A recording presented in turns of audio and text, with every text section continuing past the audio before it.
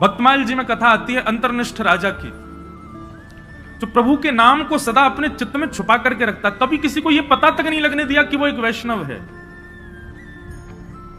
एक दिन रात्रि में सोते सोते उसके मुख से स्वप्न में ही निकल गया, सुसुप्ता अवस्था में निकल गया, हां राम। पत्नी ने सुन लिया।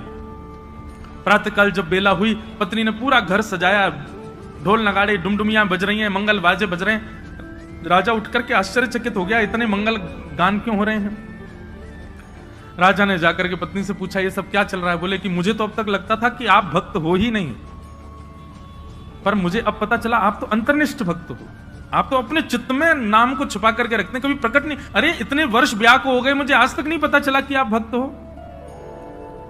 राजा बोला, तो हाँ, तो मैं भक्त हूं ही नहीं। बोले कि रहने दीजिए, झूठ मत बोलिए। कल रात्रि स्वप्न की अवस्था में, सुसुप्ति अवस्था में आपके मुख से निकला हा राम।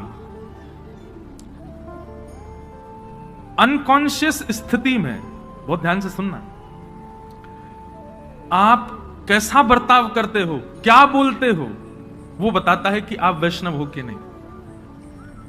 आपका बुद्धि विवेक सब बिल्कुल संयमित है और उस समय आप भक्ति भाव में रहो, ये सामान्य बात है। लेकिन कभी ऐसी स्थिति आ जाए जहां पर आपको यह भी नहीं पता कहां क्या करना है, कैसे करना है, क्या क्या मुझे होना चाहिए, ऐसे अनकॉन्शियस जब हो जाओ, तब आपके मुख से जो निकलता है उससे पता चलता है कि आप कौन है। अंदर जो है वो वास्तविक तभी निकलता है, और विशेष रूप से निद्रा की अवस्था में। निद्रा की अवस्था में बंधुओं, नाम जब अपनी तीव्रता में पहुंच जाता है ना, तब व्यक्ति निद्रा में भी, जब जैसे अंगड़ाइयां लेते हैं या फिर हम करवट बदलते हैं तो मुख से स्वर निकलता है, लेकिन नाम जब अपनी तीव्र अवस्था में पहुंच जाता है तो निद्रा में भी श्री राधा, राम, कृष्ण, ये नाम ही प्रकट होता है मुख से। ऐसी स्थिति हो जाती है तन की। उस अंतर्निष्ठ राजा को जैसे पता चला कि मेरे मुख से राम नाम निकल गया, पत्नी से बोला, देवी अब तुम राजपाट संभालो और सब संभालना, अब मैं जीवित नहीं रह सकता।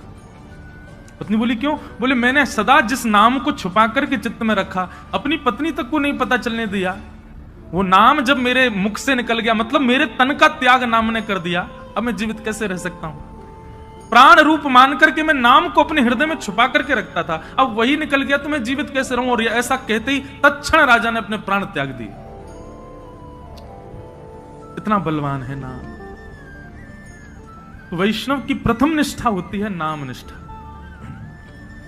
आज मुझसे किसी ने प्रश्न किया, नाम जपने की विधि क्या है? ये विधि विधान जो होते हैं ना, ये श्लोकों के लिए होते हैं, मंत्रों के लिए होते हैं, नाम के लिए कोई विधि नहीं। जपात सिद्धिर, जपात सिद्धिर, जपात सिद्धिर न संशय। उठते बैठते खाते पीते हंसते हर समय जपते रहो। नाम है ठाकुर जी का। आपका गुरु मंत्र जो है, गुरु श्लोक, गुरु मंत्र जो आपको मिला है, या द्वादशाक्षर मंत्र है, जो मंत्र की विधि है, उसके लिए तो आपको आसन चाहिए, स्वच्छता चाहिए, एक जगह बैठना, मन एकाग्र होना, ये सब चाहिए। पर नाम तो आप हर समय जप सकते, हर समय, हर क्षण। तो वैष्णव की सबसे पहली निष्ठा है नाम निष्ठा। इसलिए नाम को प्रारंभ कीजिए। अच्छा, नाम के प्रति 2-3 बातें ध्यान रखिएगा। नाम जपना भी एक सेवा है, और जैसे मंदिर की ठाकुर जी की सेवा है ना, उसमें अपराध नहीं होना चाहिए, उसमें लगन होनी चाहिए, उसमें तत्परता होनी चाहिए, उसमें स्वच्छता, शुद्धता और हृदय में प्रसन्नता होनी चाहिए। ठीक वैसे नाम भी एक सेवा है। जब आप कृष्ण बोलें तो आपके चित्त में त्रिभंग लली, वरहा पीड़म नटवर वपुः कर्णयो कर्णकारम, कस्तूरी तिलकम ललाट पटले वक्षस्थले कौस्तुभम, नासाग्रे वर मुक्ति कंतर तले वेणु करे कंकणम, सर्वांगे हरिचंदनम सुललितम कंठे च मुक्तावली, गोप स्त्री परिवेष्टितो विजयते गोपाल चूड़ामणि। कृष्ण कहते ही आपके चित्त में गोपाल जी प्रकट हो जाएं, उनके मधुर रूप का दर्शन होने लग जाए। श्री राधा कहते ही अति सुकुमारी, अति सुकोमला हमारी वृषभानु नंदिनी किशोरी जी की झांकी आ जाए। और फिर उस नाम को ही कभी इत्र मान करके, उस नाम को ही पंचामृत मान करके, उस नाम को ही वस्त्र मान करके, उस नामी की ही श्रृंगार करो, सेवा करो, माला पधराओ, सुंदर नाम से ही आरती करो, नाम का ही प्रसाद भोग अर्पित करो। इस प्रकार नाम से निष्ठा से सेवा होती है। केवल ये माला फेरना और जप पूर्ण करना, अपनी संख्या पूर्ण करना नाम जप नहीं होता है। चित्त में एक कुंज का निर्माण करो, सुंदर यमुना जी बह रही हैं, सुंदर हरे भरे वृक्ष हैं, पीछे सुंदर सुंदर गिरी कंदरा दिख रही हैं, बीच में एक सेज सजी है, उस सेज पर हमारे श्याम सुंदर विराजे हैं और नाम चल रहा है। नाम वृक्षों में भी दिखे, नाम सेज पर भी दिखे, नाम यमुना जी में भी दिखे, नाम पीछे के सुंदर गिरी कंदरा में भी दिखे और नाम ठाकुर जी में भी दिखे। पर उसी नाम के जल से ठाकुर जी को अभिषेक कराया, उसी नाम के जल से ठाकुर जी को प्रक्षालन किया, उसी नाम के जल से, उसी नाम से ठाकुर जी को वस्त्र धारण कराया, उसी नाम से इत्र धारण कराया, उसी नाम से प्रसाद, उसी नाम से ही ठाकुर जी को आरती और उसी नाम से बलैया। ऐसी पूरी एक सेवा की विधि है। उस सेवा को मानसी रूप में करते हुए नाम जप करना, यह नाम निष्ठा है। ऐसे नाम जप होता है। नाम जप का दूसरा रूप, आज जितना हुआ है कल उससे अधिक होना चाहिए। अगर नाम जितना आज है कल भी उतना ही है और बल्कि परसों कम और हो गया तो इससे नामापराध होता है। नाम बढ़ना चाहिए, नाम बढ़ाओ। नाम के प्रति दूसरी भावना, कोई यदि आपसे पूछे कि आप क्या जपते हो तो पहले परख लीजिए। यदि वो अधिकारी हो तो ही बताइए, नहीं तो उसके सामने प्रकाश करने की आवश्यकता नहीं है।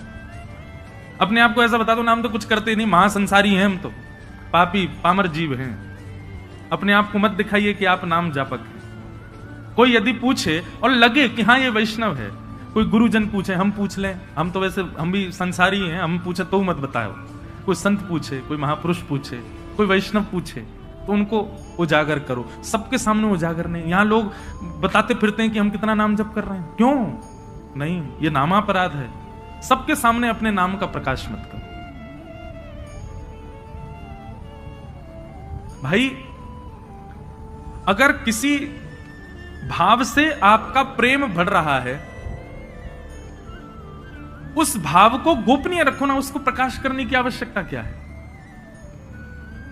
तो नाम में इस बात का ध्यान रखें कि अगर कोई व्यक्ति अयोग्य, किसी को मत मानो, लेकिन यदि आपको अनुभव हो जाए कि ये वैष्णव भाव में नहीं है, बस ऐसे चलते फिरते पूछ रहा है, तो उसके सामने अपने आप को मूर्ख ही घोषित करो। ये मत बताओ कितना नाम जपते, नहीं तो नामापराध होता है। तो सबसे पहली वैष्णव की निष्ठा होती है नाम निष्ठा। वैष्णव की दूसरी निष्ठा होती है तुलसी निष्ठा। उसके तन पर यदि तुलसी स्पर्श नहीं है तो ठाकुर जी उसके हाथ से सेवा तो बहुत दूर की बात है, जल भी स्वीकार नहीं करेंगे। इसलिए आपके तन पर तुलसी स्पर्श होना बहुत आवश्यक है। यह वैष्णव की दूसरी निष्ठा है। कई लोग पूछते हैं तुलसी धारण करने के लिए, आप लोग धारण कर लीजिए, लेकिन उसके बाद लोग पूछते हैं महाराज जी अगर हम तुलसी धारण कर लें और कहीं कुछ खाना पाना हो तो? तुलसी धारण करने के बाद में एक नियम का पालन आपको निश्चित रूप से करना है कि कुछ भी खान पान ऐसा नहीं करना जिससे तुलसी का अपराध बने। और यदि आपने कहीं गलती से तुलसी जी के धारण के पश्चात कुछ ऐसा खान पान किया है तो दूसरे दिन उन तुलसी जी को यमुना जी में पधराओ। आना पड़ेगा, भोपाल से वृंदावन ही आओ, तुलसी जी को पधराओ, क्षमा याचना करो, ब्राह्मण भोज कराओ, संतों के चरणों में प्रणाम करके क्षमा मांगो, फिर दूसरी तुलसी जी ठाकुर जी के चरणों में अर्पित करके फिर धारण करो। फिर ये वचनबद्ध हो जाना कि अब नहीं करेंगे। एक व्यक्ति मुझसे बोला, बोले महाराज जी जब खाते पीते हो उस समय उतार दें, खान पान करके फिर पहन लें। वाह, ऐसा नहीं करना है। मन में एक भाव आता है कि श्री तुलसी जी आपके कंठ में विराजमान होने के लिए अपने रूप का त्याग कर देती हैं। वो एक पौधे के रूप में होती है, वृक्ष के रूप में होती हैं। ठाकुर जी को सुख देने के लिए नवीन नवीन अपने अंदर पत्रों को प्रादुर्भाव करती हैं, ठाकुर जी की सेवा में जाएंगे। लेकिन आपके कंठ को सुशोभित करने के लिए और आपके तन के कल्याण के लिए वो अपने उस रूप का त्याग कर देती हैं, अपने आप को छिलवा देती हैं और उसके बाद माला बनकर के आपके गले में विराजमान होती हैं। इतना बड़ा त्याग तुलसी जी हमारे लिए करती हैं, हम उनके लिए ये सामान्य सी वस्तु नहीं छोड़ सकते। इसलिए तुलसी निष्ठा, तुलसी जी को धारण करो। तुलसी जी गले में धारण होने के बाद में जैसे ही आप कुछ भी पाते हैं, पहली बात तो प्रसाद ही पाएंगे। प्रसाद पाते ही जैसे ही कंठ से नीचे जाएगा, कंठ में तुलसी जी है, नीचे जाते ही उसमें जितने दोष होंगे सब समाप्त हो जाएंगे। तुलसी जी कंठ में धारण हैं, और उस समय आपने जलपान किया तो जलपान जैसे ही तुलसी जी के यहां कंठ से नीचे गया, तुलसी जी का स्पर्श होते ही वो साक्षात श्री यमुना जी का, श्री गंगा जी का जल हो जाएगा, ठाकुर जी का चरणामृत हो जाएगा। अरे कहां तक कहें, आप स्नान करेंगे और जैसे ही जल अपने सिर पर डालेंगे, आपके मुख पर आकर के जल जैसे ही तुलसी जी का स्पर्श करके सर्वांगीण अंग पर जाएगा, वह भी दिव्य किसी पवित्र नदी का रूप धारण करके, उनके जल का रूप धारण करके आपके तन को पवित्र कर देगा। तुलसी निष्ठा।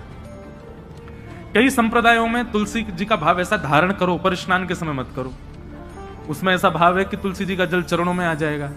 तो सब संप्रदायों के अलग अलग भाव हैं। कहीं पर ऐसा भाव है कि तुलसी जी का जल तन पे जाना चाहिए तभी पवित्र होंगे।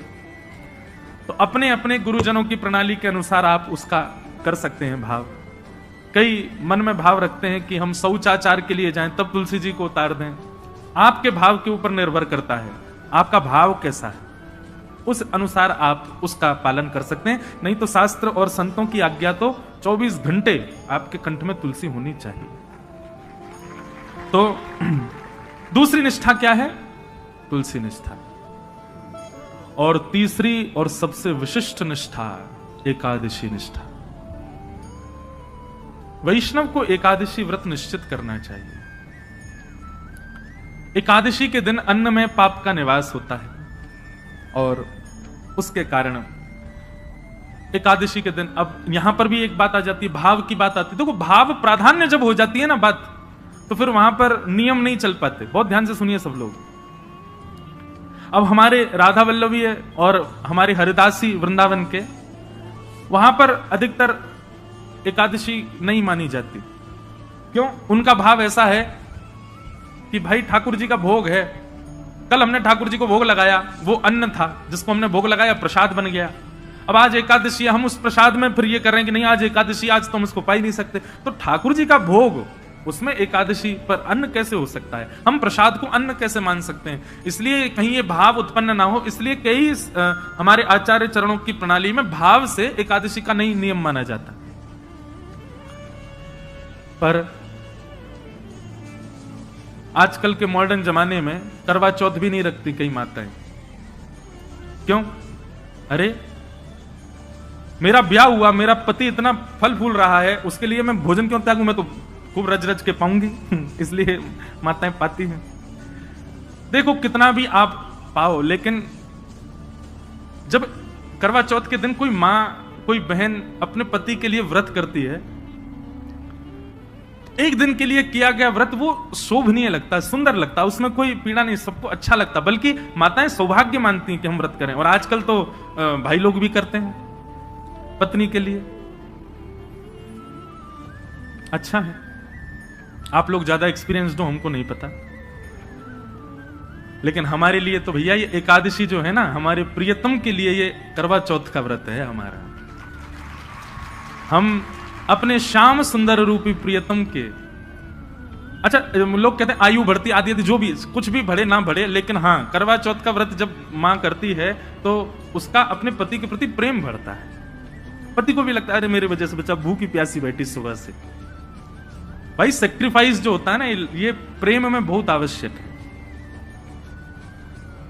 और अन्न जो है ना, ये हमारे प्राणों को धारण करता है। अगर हम उस अन्न के प्रति एक दिन का सेक्रीफाइस करते हैं, उसमें कौन सी बड़ी बात है?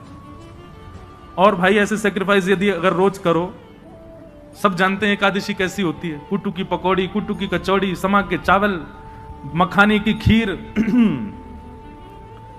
अगर व्यक्ति एकादशी वाला फलाहार नित्य करने लग जाए तो 7 दिन में 5 किलो वजन बढ़ जाए उसका। आप बाकी के दिन इतना नहीं पाते जितना एकादशी। और एकादशी के दिन तो कई लोगों को वैसे तो 3 बार पाएंगे, नाश्ता, भोजन, रात्रि भोजन। एकादशी के दिन 6 बार पाते हैं। बोले हमारा व्रत हो रहा है, बार बार कहते हो रहे हैं इस बात को, व्रत है आज हमारा। सब बातों की बात एकादशी करनी चाहिए। और उसके पीछे भाव क्या है? हम अपने प्रियतम के लिए बस हमारा भक्ति में प्रेम बढ़े, हमारी प्रेम लक्षणा भक्ति बढ़े, हमको वो और प्रिय लगे। उसके लिए हम व्रत कर रहे हैं, अन्न जल का त्याग करके, फलाहारी होकर के व्रत कर रहे हैं। पर हम एक बात आपसे निवेदन करें, एकादशी में कुछ चीजें और मिलाइए। व्रत का मतलब क्या होता है? हमने एक पर्टिकुलर वस्तु का त्याग कर दिया। पर एक बात मेरे मन में कभी कभी आती है कि अन्न का त्याग करना कोई बहुत बड़ी बात नहीं है। आजकल के बच्चे सो करके उठते 12 बजे हैं, और 12 बजे उठते हैं तो फिर भोजन पानी उनका ऐसे ही अस्त व्यस्त ही रहता है। आजकल के बच्चे एक समय ही भोजन कर लें वही बहुत है। तो भोजन का त्याग करना कोई बहुत बड़ी बात नहीं है। कई लोग बिना भोजन के भी निकल जाते हैं, बिना भोजन के भी रह लेते हैं। ये उस समय बड़ी बात थी जब और साधन नहीं थे, जब हमारे पास में टीवी नहीं था, हमारे पास में फोन नहीं था, इंटरनेट नहीं था, ये सारी आधुनिकताएं नहीं थी। तब मानव का एक ही काम था, काम करो भोजन पाओ, काम करो भोजन पाओ। भोजन ही सब कुछ होता था। उन कालों में उस भोजन को त्यागने के लिए व्रत की विधा बनाई गई। पर आज वास्तव में व्रत उस वस्तु का होना चाहिए जिसके बगैर आप एक क्षण नहीं रह सकते। उस वस्तु का व्रत होना चाहिए। तो कई बातें हैं। एकादशी में 2-3 चीजें जोड़िए। अब आज की तो निकल गई, अगली एकादशी आवे तो जैसे जो आपका अवगुण है, जैसे कई भाई लोगों को, कई लोगों के अंदर अवगुण आ जाता है, कुछ खान पान का अवगुण हो, स्वभाव व्यवहार का अवगुण हो। सब जानते हैं कि मेरे अंदर अवगुण क्या है। मुझे क्रोध बहुत आता है, मुझे इसके प्रति ईर्ष्या होती है, मुझे ऐसा लोभ होता है, मुझे इसके प्रति मोह है। ये जो आपकी दूषितताएं, उनका व्रत कीजिए। सावधानी से सुनो, सब लोग इधर देखो, कथा सुनो। अपनी दूषित वस्तु जिसके बगैर आप एक क्षण नहीं रहते, उसका त्याग कीजिए, तब व्रत माना जाएगा।